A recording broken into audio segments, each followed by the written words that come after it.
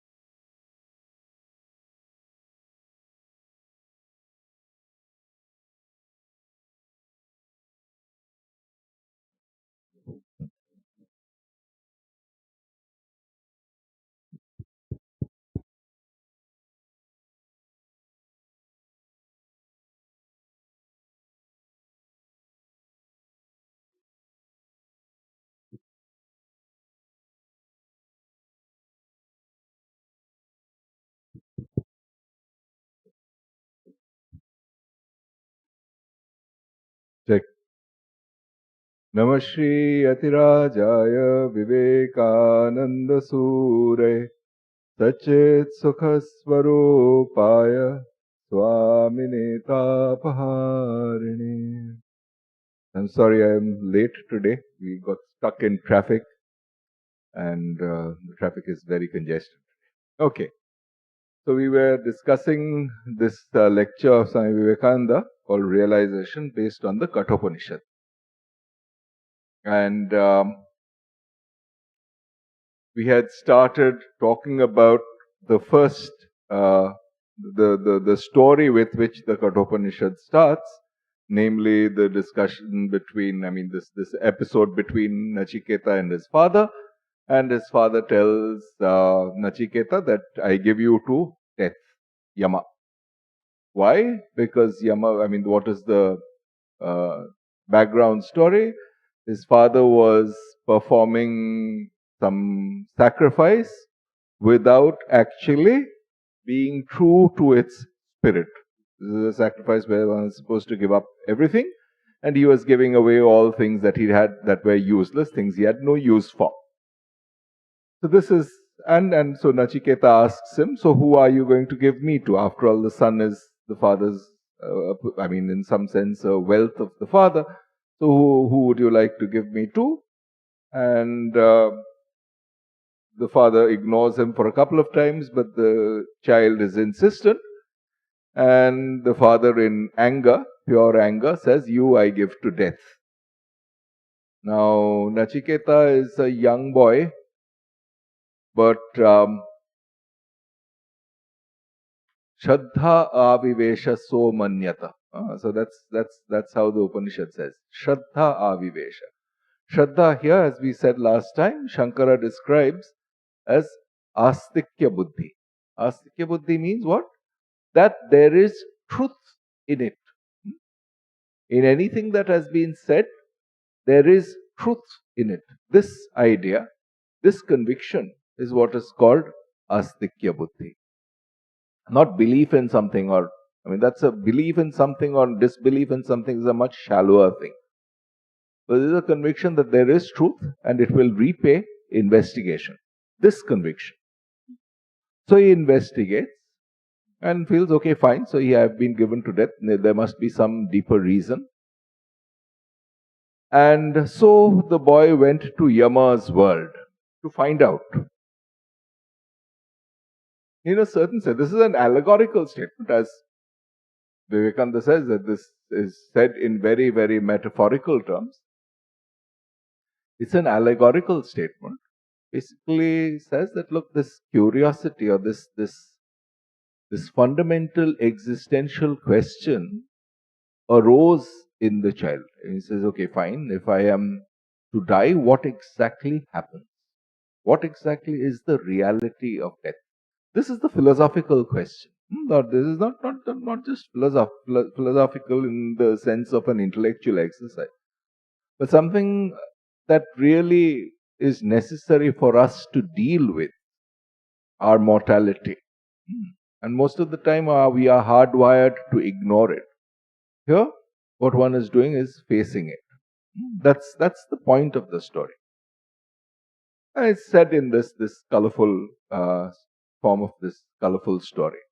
So the boy went to Yama's world.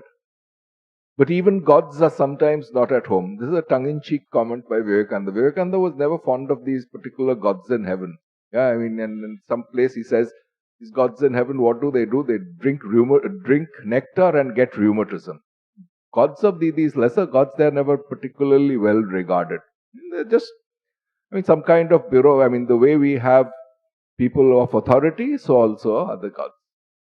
And 3 days, this boy had to wait there. After the 3rd day, Yama returned. O learned one, said Yama, you have been waiting here for 3 days without food, and you are a guest worthy of respect. Salutation to thee, O Brahmin, and welfare to me. I am very sorry I was not at home, but for that I will make amends. Ask 3 boons, 1 for each day.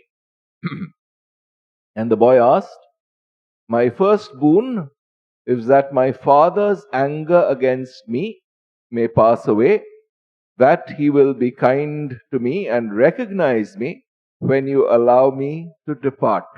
This is a clever boy, right? So, it's he not only asks his boon, basically says that when I return to my father's anger would have abated. So he's not only asking for his father's anger to abate, but he's also saying that Yama should release him after having given him his 3 boons. Yama granted this fully. The next boon was that he wanted to know about a certain sacrifice which took people to heaven. Now we have seen that the oldest idea which we got in the Samhita portion of the Vedas was not only about heaven where they had bright bodies and was only about heaven where they had bright bodies and lived with the fathers. Gradually other ideas came, but they were not satisfying. There was still need for something higher. Living in heaven would not be very different from life in this world. At best, it would only be a very healthy, rich man's life with plenty of sense enjoyments and a sound body which knows no disease. It would be this material world, only a little more refined. And we have seen the difficulty that the external material world can never solve the problem. So no heaven can solve the problem. If this world cannot solve the problem, no multiplication of this world can do so, because we must always remember that matter is only an infinitesimal part of the phenomena of nature. The vast part of phenomena which we actually see is not matter. For instance, in every moment of our life, what a great part is played by thought and feeling compared with the material phenomena outside. How vast is this internal world with its tremendous activity. The sense phenomena are very small compared with it. The heaven solution commits this mistake. It insists that the whole of phenomena is only in touch, taste, sight, etc. So this idea of heaven did not give full satisfaction to all.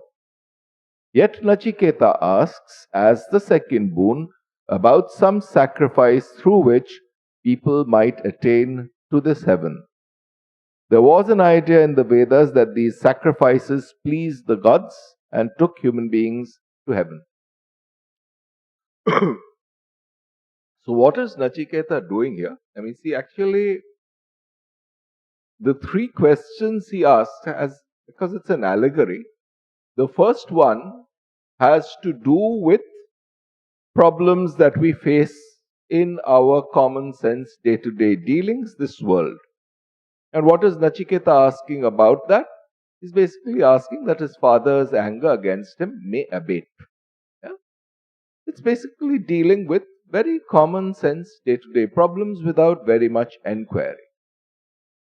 The next thing that he's asking is the phase of, I mean, you should think of this as evolution of thought in human minds. The first, dealing with our day-to-day needs. The second is essentially something like, okay, what at a crude level, people understand that these joys that we have in our day-to-day life are limited. A. B. They are accompanied invariably by concomitant misery. And therefore, one aspires for a life where there is only joy and no misery. This is the idea of heaven. Yeah? And so these are basically speculative things. Well, we can't satisfy this idea here. Therefore, people start speculating about a heaven idea or some place where, and depending on the society that conceives, the idea of heaven is different. So if somebody lives in a desert where water is scant, heaven is full of water. If you are living in a place which is a rainforest, where it rains every day in the afternoon probably, then you dream of a heaven which has a drier weather. And that's basically what is it? It's basically our sense comforts that we are seeking, and those are idealized, put into some kind of a story, picture, imagination, and then projected out there. This is basically the idea of a religion, of these heavens talked about in various organized religions. And so he's really at this stage for the second boon, he's asking for a certain clarification about one of these things. In studying all religions, you will notice, and so this is something that Vivekananda explains, in studying all religions, you will notice the fact that whatever is old becomes holy. For instance, our forefathers in India used to write on birch bark, but in time they learned how to make paper. Yet, the birch bark is still looked upon as very holy. When the utensils in which they used to cook in ancient times were improved upon, the old ones became holy. And nowhere is this idea more kept up than in India. Old methods, which must be 9,000 or 10,000 years old, as of rubbing two sticks together to make fire, are still followed. At the time of sacrifice, no other method will do. So with the other branch of the Asiatic areas, their modern descendants still like to obtain fire from lightning, showing that they used to get fire in this way. Even when they learnt other customs, they kept up the old ones, which then became very holy. So with the Hebrews, they used to write on parchment. They now write on paper, but parchment is very holy.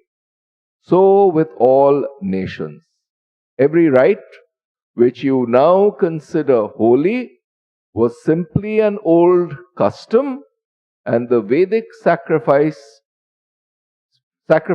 were of this nature. In course of time, as they found better methods of life, their ideas were much improved. Still, these old forms remained, and from time to time, they were practiced and received a holy significance. So here is one thing. So there was some particular year where the rains were scant. Yeah. Now we have a meteorological survey.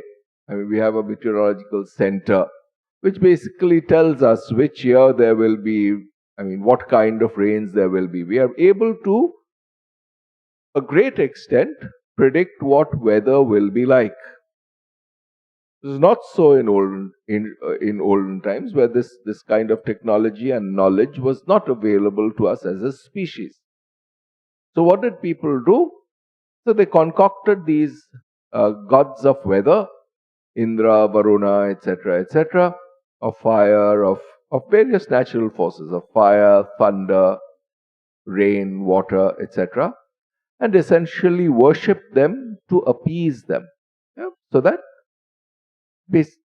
making these natural forces anthropomorphic, regarding them as human beings, and then trying to treat them the way as one would treat an honored human being, by offering them worship, so that they would not be angry and they would send rains in the proper time, they would not send excessive rain, etc. And then slowly, after all, what is happening is that the human being basically is not only is penetrating into the heart or core of the natural forces themselves. What the human being is doing is penetrating deeper and deeper into his or her own heart, faculty of knowledge, coming forth. And just today, there for a panel discussion about science education, and one of the members there made this beautiful quote. It's by Heisenberg. Heisenberg is a physicist who's credited with what is called the uncertainty principle. It's one of the foundational principles of 20th century physics. So he had this comment that when we, as scientists, look around the world and study it, what we are studying is not nature per se, but what we are really studying is nature's response to our questions. We have basically we are asking questions of nature. Yeah? So for instance, if you look around, then there are these trees around us, right? Here's a simple question. Why are trees shaped the way they are? Which means they go straight up, then they start branching. And they start branching further and further, till finally you get these leaves, and then each branch goes, as it were, into the leaf, and then within the leaf you have this one stalk, and that starts dividing within the leaf again. Why are trees shaped this way? Essentially, what are they trying to do? What's the point of it? There clearly is. It's essentially the plant's life depends on this structure. I'll leave it at that for the time being, because after all, this is not a science discussion. But essentially, the point here is that we start asking better and better questions, deeper and deeper questions, and we will not be satisfied with things that are short of the truth. Yeah? This kind of questioning mind, when it asks questions of ourselves, the response to that comes in the form of initially a religious narrative. Why? Because the superficial problem is, first immediate response is wish away the problem by concocting some story. What is it? And we can see this, the effect of this the power of such story making in our day-to-day lives. See, I mean, there are so many narratives floating around. So and so is good, so and so is bad. This person is belongs to such and such group of people who are trying to do mischief to us. I belong to such and such a thing which is actually a better thing, etc. All kinds of concocted stories floating around on internet, and we consume them without discrimination, yeah, indiscriminately, and suffer from mental stomach upsets. But the idea then is what? I mean, essentially, if one asks questions with an objective to finding the answer that is true, then one cannot be waylaid by these narratives, by these stories that come up in the speculative literature which calls itself organized religion. Yeah? So this first one is really that kind of a thing. Yeah? It's really a kind of a glorified Harry Potter kind of story that was there. That there are these heavens, there are these hells, etc., etc. And if you go, then there are these 7 on top and 7 at the bottom. In different sects, those were there. And here, Nachiketa asks one of these. And then Vivekananda basically says that, look, it's the only reason why one gives any serious attention to these things is because they are old. Yeah? And somehow or the other, old things have an associated value of holiness to them. There is no real reason. It's just that because, I mean, why if in a certain other place, I think in one of the first lectures in Jnana-Yoga, Vivekananda says that this instinct, religious instinct, very often came from ancestor worship. That makes sense. Why? Because somehow or the other, our ancestors have acquired knowledge and have passed that knowledge down to us. What we are doing instinctively is recognizing that what is of real value in us today is this knowledge that has been passed down to us by our predecessors. So, when one is worshipping or according respect to ancestors, what one is really according respect to is to the knowledge and experience and wisdom that they have passed on to us today. If the view is turned from outside of the physical ancestor to inside, to the principle of knowledge that is a product of descendants, of having descended from these ancestors, then one would have actually gone to the heart of the issue. But instead, I mean, as we will see in the Kathopanishad later on, it's going to say Paranchi Khani Vyatrinat Swayambhu. Paranchi Khani. Kha Ani. Kha is basically these senses through which we capture knowledge. Yeah? Paranchi. Parak is outward. The senses are directed outward. They acquire knowledge from outside. Yeah? Vyatrinat. Vyatrinat, see, as if those have been harmed. Some pain has been inflicted on them by directing them outward. So our instinctive tasmat parang pashyati na antaratman. That's why people look outward and do not look inward. So looking outward here is, so instead of looking at the knowledge which has come from the ancestors, one attributes holiness not to the value. Holiness is essentially a kind of value. The value is not attributed to the knowledge itself, but to the source of knowledge which is passed on, namely the ancestors. So it is this outward directed mind which is concocting these stories, and so the ancestors are regarded first as holy. Now, if the ancestors are holy, then what are the ancestors? By free association, that which is old is holy. Why? Because wisdom is something that has stood the test of time. It is old. Yeah? So knowledge that we have has stood the test of time. It is old, therefore it is holy. But we are not willing to look inward and see that knowledge within ourselves. So we look outward, look at ancestors, look at the various rites that people performed from yore, in age, in years gone by. And so this association of anything that is old to holy, this is not something that is an inseparable association. And so Vivekananda is inquiring here. Yeah, why? Because it's going to lead up to the fundamental question which is at the heart of this Upanishad. Yeah?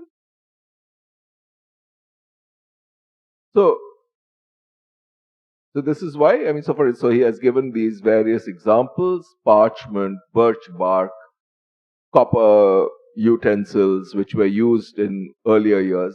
And even when our knowledge has changed, we keep on regarding that old system as holy. Yeah?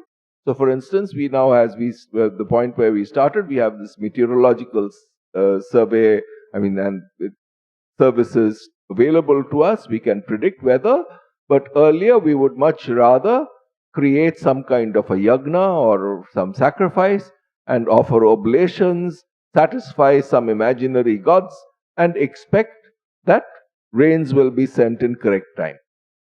But in and through all this mythology, there is some aspect that is really true, which means if we remove this encrustation of the story, the narrative, and try to get at the truth, then I think something is going to come forth. You look at the word, these devas, these gods in heaven, yeah. The word comes from deva. Yeah? The Sanskrit word is deva. Comes from the root div. Divyati iti deva. Div means prakash.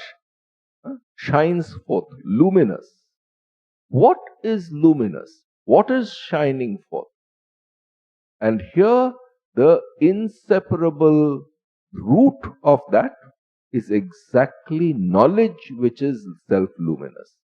So instinctively what one is doing is that the truth about knowledge passed on through generations being of real value, that in order to, instead of catching hold of that subtle thing, which can be only caught hold of if one directs one's attention inward, one is taking some element of that. What element? The shining nature of that knowledge. And then projecting it outward, putting it in the form of some being or beings, calling them gods, and after forgetting this source of knowledge, that spark of knowledge within us, direct the attention outside, take a physical form, attribute that knowledge there, the shining property there, and start worshipping it. See, it's much easier. Instead of penetrating deeper in ourselves, look outside, take some physical form, because that's the normal situation, a normal way but we are accustomed to thinking about things, and then put on top of them, superimpose on top of them these qualities of knowledge that we are instinctively aware of, namely its shining nature. And once we have done that, then that shining nature is really the essential part of that being, and so we call that particular being a deva or a god. Yeah? What have we done in the process? We have forgotten the real root of the valuable thing, which is simple and common sense. It is the spark of knowledge within us. So we have forgotten the simple common sense thing. What we have done is a very complicated procedure. We have projected that thing outside, created out of our imagination a being, put this quality of shiningness of knowledge on top of that being, and then started adoring that being with our externally directed intelligence. It's a very complicated process that we have performed, but unfortunately, this complicated thing is what we are habituated to doing. Yeah? This is the force of our habit. Yeah? And it's because of this force of habit of having an outward directed mind, intellect, that we keep performing this kind of a ridiculous exercise instinctively. And the simple thing of directing one's mind inwards and getting at the core of it is something that is difficult. So, as I think it is said about various things, the answer is simple, but it's very difficult to catch hold of the simple. Yeah, that's really what it is. It's basically because of habit for no other reason. And now Vivekananda is going to make a few more tongue-in-cheek comments about people who actually try to convert this kind of external, I mean, this kind of practice, this kind of mistaken practice of human beings, directing the mind outwards and worshipping, into a business, in a sort of business. And he uses that word. Then a body of men made it their business to carry on these sacrifices. These were the priests who speculated on the sacrifices. His choice of word is, I mean, at a certain level, it's very polished, but it's got this ironic sting to it. Vivekananda was never a particular fan of all this priestcraft. That's why he makes this very sharp comments. These were the priests who speculated on the sacrifices, and the sacrifices became everything to them. The gods came to enjoy the fragrance of the sacrifices, and it was considered that everything in this world could be got by the power of sacrifices. If certain oblations were made, certain hymns chanted, certain peculiar forms of altars made, the gods would grant everything.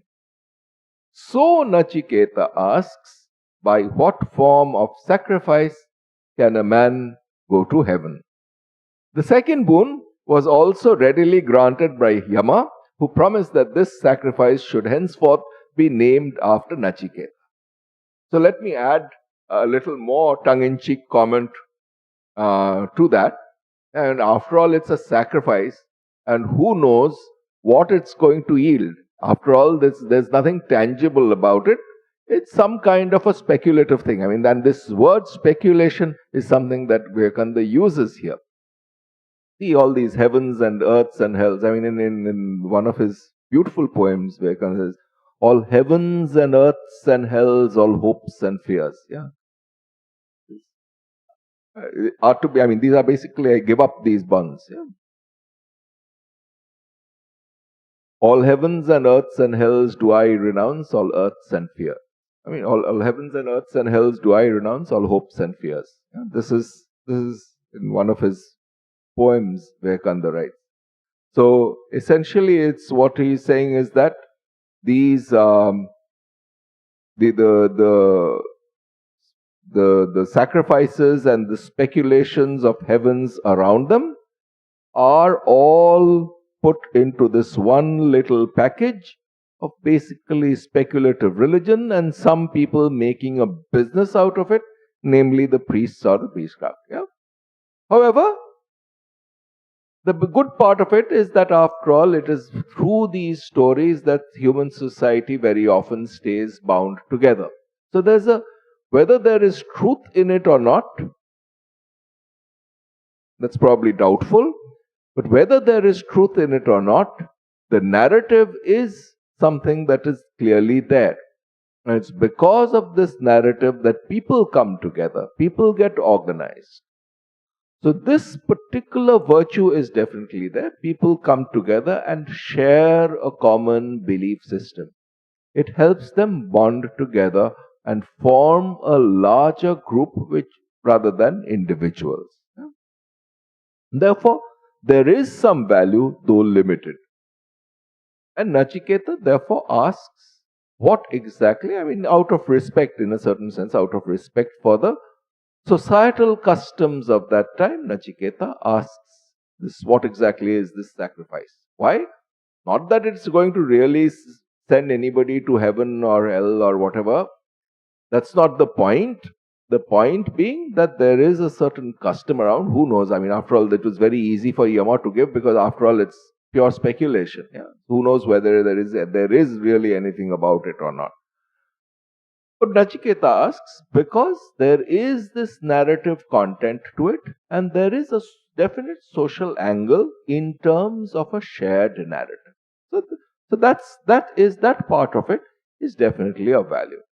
And this is where essentially all the preliminary build-up finishes. This part of the story, first, let my father's anger against me be abated. Then, next one, what is the weight? How many bricks does one have to lay out? What is the altar? What is the shape for such and such ritual which is supposed to get one to heaven? And that also Yama gives readily. I'll stop in a couple of minutes, but since we have started with a lecture and we have really been talking about stories so far, it's very I feel very uncomfortable without actually saying something about the Upanishad. So we'll read the next paragraph, and here is where the Upanishad actually starts. Then the third boon comes, and with that the Upanishad proper begins. The boy said, there is this difficulty. When a man dies, some say he is, others that he is not. Instructed by you, I desire to understand this. And it's a precise question, goes right to the heart of the matter. But Yama was frightened. He had been very glad to grant the other two boons. Now, he said, the gods in ancient times were puzzled on this point. He's trying to avoid the question. This subtle law is not easy to understand. Choose some other boon, O Nachiketa. Do not press me on this point. Please release me. Yeah? After all, he has promised to give him the boon. This is where it starts. Yeyam prete vichikitsa manushye asti iti eke nayam asti iti eke. Yeah? This is the... Let me just get the full verse.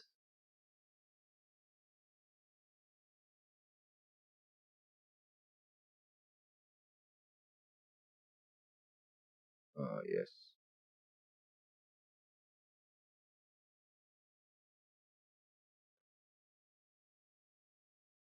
Yeyam prete vichikitsa manushye asti iti eke nayam asti iti cha eke.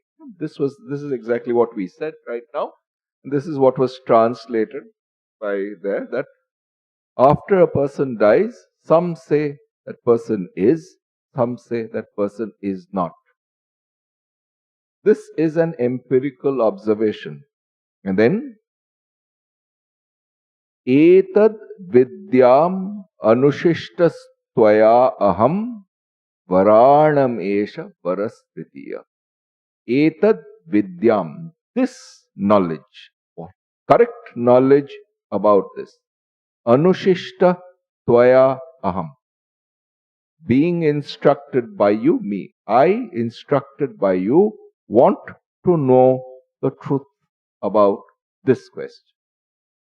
It's a question that he's basically asking this question on behalf of all of us. When I die, am I there? Am I not there? This is the fundamental question. The rest of the Upanishad is going to address this question. It's just, so it was a kind of a build-up, and there was a reason for that build-up. There was a day-to-day concern that had to be dismissed with, namely his father's anger. Then there was this stuff about speculation, narrative story about heavens and hells and whatever. That had to be set aside. And now we have come to the core of the issue. Yeah? This is where the Upanishad really starts. Yeah? So we'll come back to this next. Om Shanti Shanti Shanti. Harihi Om Tat Sat. Shri Ramakrishna Arpanamastu.